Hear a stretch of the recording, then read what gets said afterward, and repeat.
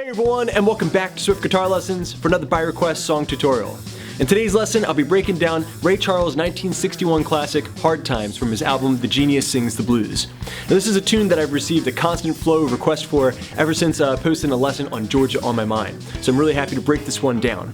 I'm going to take you through the tune's one progression. There's actually just one section to this song, but it's going to have some very interesting jazzy chords. Once we have the chords down, I'm going to show you some licks that are very similar to what Ray was throwing in on the keys. I got all the tabs available for you as usual at patreon.com/swiftlessons, where if you support the channel for just $1 a month, you can gain access to a ton of extra resources. Now, let's get started with a quick demonstration and I'll break down the whole thing. My mother told me, before she passed away, said, son, when I'm gone, don't forget to pray, 'cause there'll be hard times. Lord, those hard times, who knows better than I?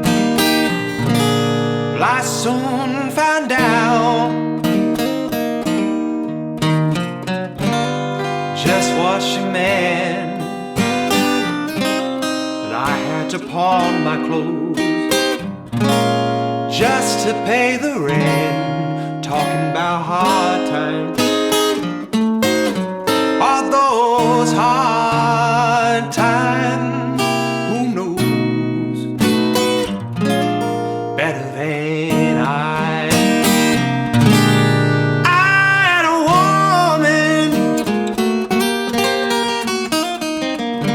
who was always around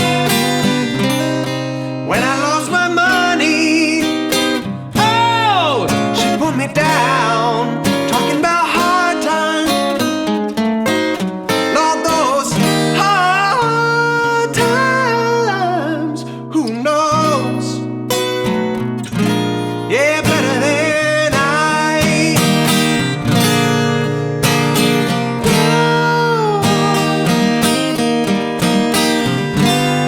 One of these days, there'll be no more sorrow.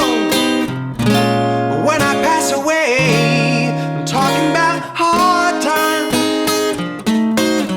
All those hard times, who knows better than I?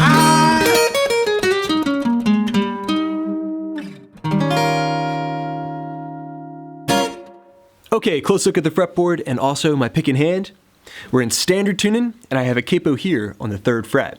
But I want you to keep in mind that Ray had a fantastic range. You may not be comfortable singing in the key of E flat, so you might want to take the capo off and sing this one in the key of C once you've learned the tune. We're going to get started learning the intro section, which is just a single chord strum. But it's probably going to be a new chord for you. It's called a G7 flat 13. A nice slow strum gets the tune started. So to play this chord, we bar the 3rd fret. My middle finger and ring finger, all right, so 2nd and 3rd finger, go to the 4th frets of the G and B. And my pinky is going up to the A string, and that is going to be on fret number 5. You strum from the low E string to the high E string, okay? Now I'm making sure my thumb is nice and low, so that way I get a nice clean bar. Okay, great. Now that we have that intro chord down, we can jump into the verse. I'm going to break this down for you in a very, very basic way. We're just going to learn the chords, how many times to strum each of them, and then I'll show you some very basic strumming that you can use to get through the tune. Once we have that down, I'll show you some more advanced rhythmic options and also some licks taken from Ray's piano lines. So this is going to begin with a C major chord. Okay, we'll have that for 4 beats. Then an E7 chord shape. All right, make sure you're following along with the chord diagrams. The more complicated chords or lesser known chords, I'll break down a little bit more thoroughly. All right, next we'll have A minor, moving on to line number 2 of your chord sheet. We're playing it up here now. got the 5th fret barred with the pointer finger, G string, B string, high E string, and the ring finger is taking the D string 7th fret. I'll flat the root. That's the A minor major 7. Then completing line number 2, we have a G minor 7 chord to a C9. So that change right there, the G minor 7, I have the middle finger on the 3rd fret low E string, and my ring finger is going to be barring the D, G, B, and high E strings. The C9 chord, I'm going to put my middle finger down 1 string to the A string 3rd fret. I grab the major 3rd with the pointer finger, 2nd fret D string, and then I'm going to bar again, this time over G, B, and high E string. C9, very bluesy shape. All right, let's play what we have so far. We have the C chord coming in. Remember, 4 beats. My mother told me 2, 3, the E7 chord, 4 beats, before she passed away. All right, 2 beats each here, the A minor, flat the root, and 2 beats each, the G minor 7, don't forget to pray. All right, now moving on to line number 3. If you're following along on the chord sheet at patreon.com/swiftlessons, we have the F major chord coming in, because there'll be hard times. That's the hook. All right, next I like to go to F sharp diminished.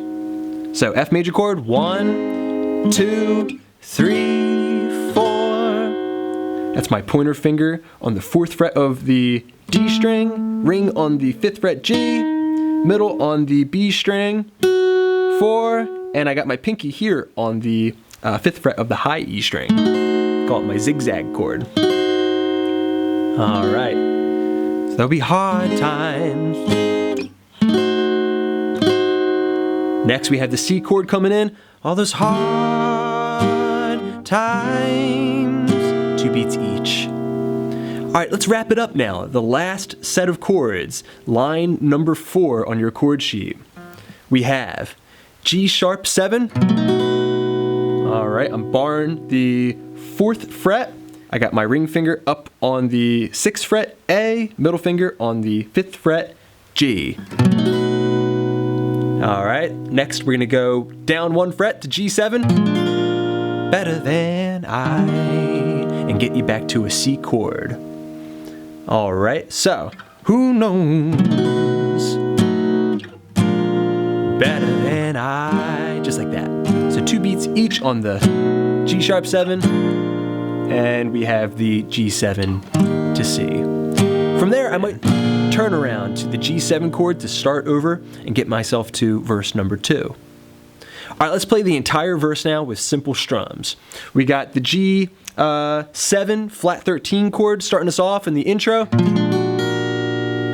and the C chord comes in, 1, 2, 3, 4, E7, 1, 2, 3, 4, A minor, high, 1, 2, flat the root, G minor 7 chord to a C9. Here comes line number 3, because there'll be hard times.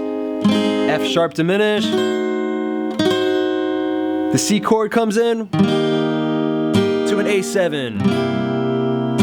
To the G sharp 7. 1, 2, 3, 4. All right, it's the G7 to the C. 1, 2, 3, 4.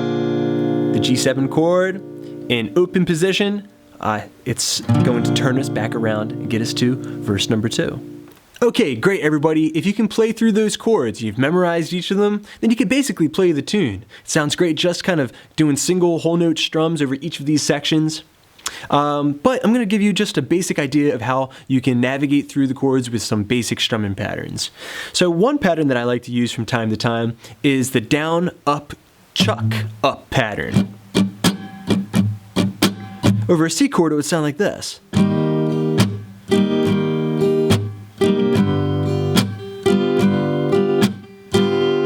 I might chill a little bit on the A minor. All right, and then get back to that pattern once I get to the G minor 7. right, something like that. Okay, so that's very simple. We're just gonna take the C chord, for example, down, up, nice and light, block the strings, strike through, and hit an upstroke. Down, up, slap, up, down, up, slap, ups, down, up, slap, up. All right, I love to hammer that pointer finger down. All right, nice and easy on these chords though. Just 8th note strums here. And you're back to it on that G minor 7 and C9. The F chord, perfect. All right, for that diminished chord shape, I love to slide up into that chord, hitting the root first. All right, then we have the C chord to the A7 chord and the G sharp 7, perfect for this pattern. And you're right back to the C chord.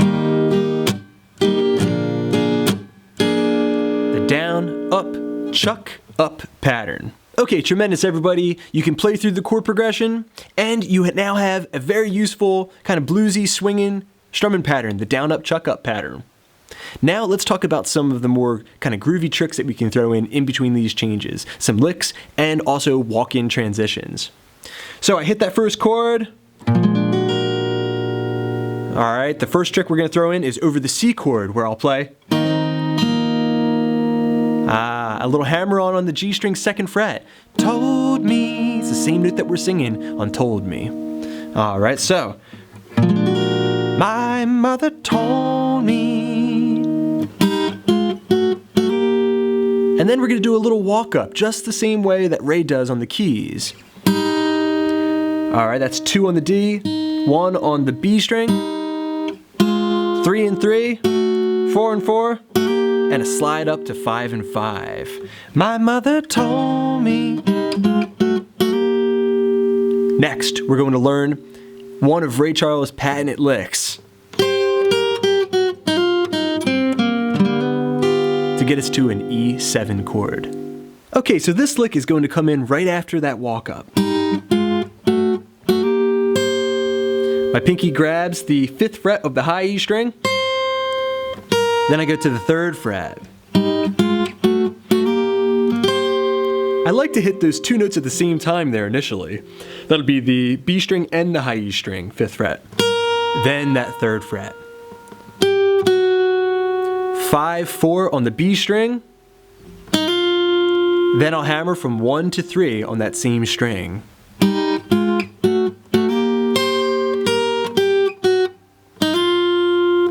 Go back to that 1st fret, 2nd fret G string, and the open G string gets me to the E chord where I'll do a hammer on with the pointer finger, and I'll do an upstroke on the high E string and B string as my pinky goes down into the 3rd fret of the B string, okay, for the 7th chord. I'm gonna play that for you real slow now.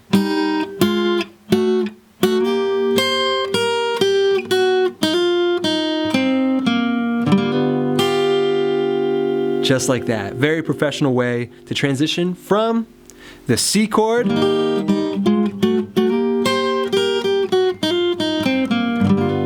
the E7 chord shape. I only do that twice. I like to do that in the beginning of the tune, and then I like to do that in verse number 3 after I Had a Woman. Okay, so now you have a very high level way of transitioning from C to E7, a lick right out of Ray Charles's repertoire. But a more simple way to do it would be something like this.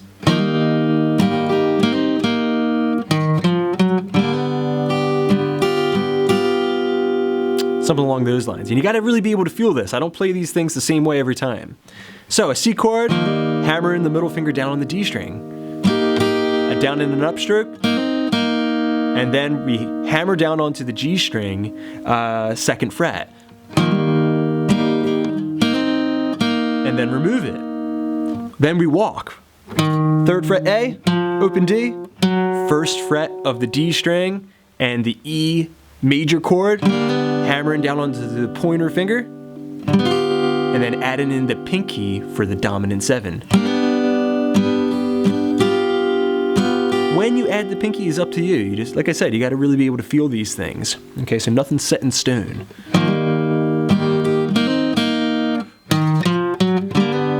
Down, up. That last upstroke is a prime spot to throw in the dominant 7. Works very well that way. All right, then we're on to the A minor chord, which I might play as a straight, plain old A minor. Occasionally copy and raise piano line by hammering my pinky down onto the B string and then pulling it off. And then that gets me to the A minor major 7 chord. Okay, so that's another way of playing it. Let's learn how to put together 2 versions of that A minor chord, both up here in the 5th fret position. Okay, the next set of changes that we have are A minor to A minor major 7. So that was that high barred shape of the A minor chord. All right, I don't really do anything on this section here. I'll flat the root. And the only thing I really do sometimes is I'll take my pinky and put it right there on that, what is that, on relative to the capo, 1, 2, 3, 4, 5, 6, 7. The 7th fret of the high E string. All right, so said sun when I'm gone. The G minor 7 chord will play the same every time. Don't forget to pray. Alright, then the C9 chord gets the same treatment. Okay. Next, we have the F major chord where we can really have some fun. Oftentimes, I'll just strum it once, and then I'll imitate Ray's arpeggio lick that he does there, to get myself up to that diminished shape, F sharp diminished. So, strum the F major chord, then we're gonna pluck it apart. Hammer up to the 3rd fret, back to the 1st fret, and then go to the major 3rd G string 2nd fret. Then I'm gonna slide my pointer finger from 1 up to 4 to get myself to that diminished shape. One more time. Just like that. Okay. I do throw in some other options there sometimes. I might throw in a little bit of kind of like a bebop, or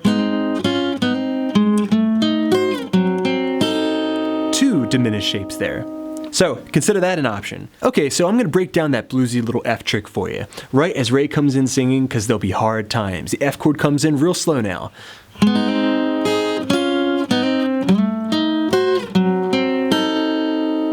Alright, mixing together those 2 diminished chord shapes. It began with a hammer with the middle finger onto the G string, F chord shape, followed by an upstroke, double stop on the G and B string 3rd frets, double stop now, I'm going to hold the 1st fret bar and hammer the middle finger down back onto the G string. So, then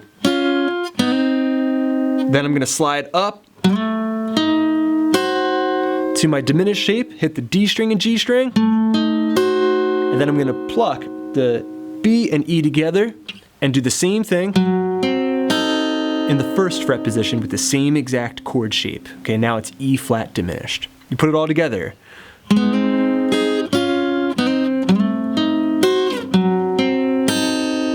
Alright. Okay, the next transition we have is going from C to A7. This is just going to be a simple walk down. So the C chord comes in, all those hard times, something along those lines. So you take the C chord, I like to throw in an upstroke, and then I'll walk. 3, 2, 1, open A, and strum through the A7 chord. Okay, now we're on to the final series of chords here, the last line of your verse. The G sharp 7 to the G7 to the C. So here I like to keep it simple, very bluesy. I hit the root first, strum down with a hammer onto the G string, followed by an upstroke. Same thing here. And then the C major chord comes in. Maybe I'll throw in some more of my hammers onto the D and G strings before transitioning to some sort of a G7 chord. Sometimes I'll throw in the regular G7. Sometimes I like to throw in a G7 chord. with a 6 involved in it.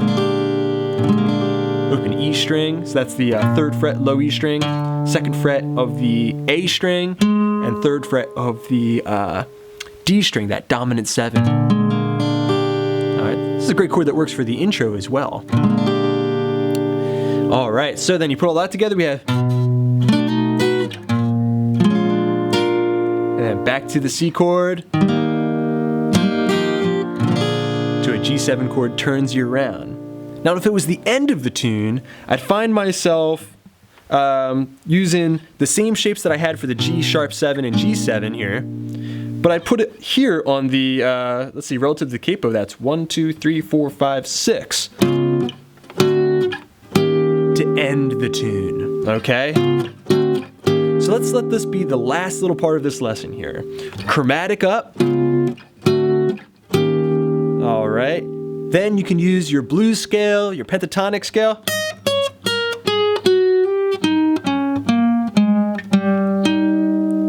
Mixed with your major scale to come up with a great ending to get yourself to a C9 chord, the perfect chord to end the tune with.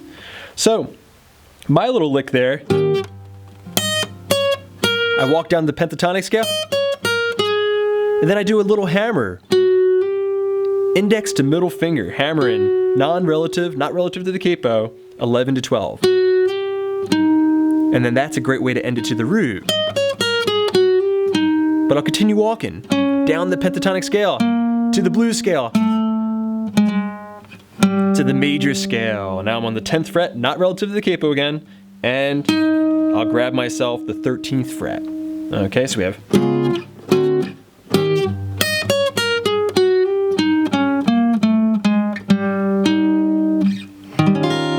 Fantastic way to end just about any blues song.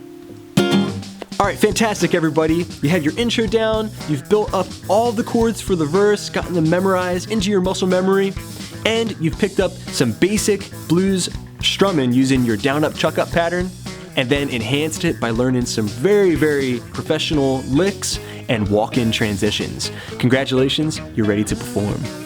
Alright everyone, thanks so much for checking out this lesson on Ray Charles Hard Times. I hope you enjoyed it. Thanks so much to my supporters at patreon.com/SwiftLessons. Hope you're enjoying the tab sheet for this lesson. I got many more videos coming up, so keep checking back. Please subscribe, please share. This is Rob at Swift Guitar Lessons in Philadelphia, saying happy picking.